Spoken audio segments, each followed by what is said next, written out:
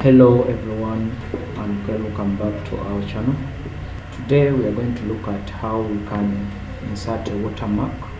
I have my file already created here. You just click on insert, click on insert, click on shape, insert shape. You can choose any shape you want. For this I will use this type.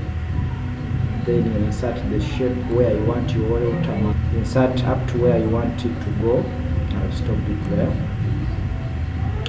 Then after, right click, then you select the option size and properties. You click, it's going to bring for you these properties, size, properties. Then you can first resize them, then you go on fill, click. There is a solid fill, gradient fill. You select picture or text. It's going to change now to be in form of a picture. Then you go on file.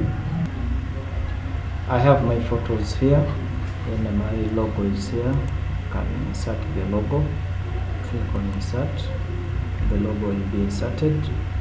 Then you have to increase on the transparency such that it appears behind the content, so you can put it to around 88. Put it to 88. That's a better one. If you prefer, you can increase it more, but I'll leave it at that. Then you also go on effects. Then you click on soft edges. Then you can put the soft edges to 5. Eliminate those soft edges which will appear with the picture. Then you can close this. When you try to print out the page, that is our printout, and that will be the watermark behind.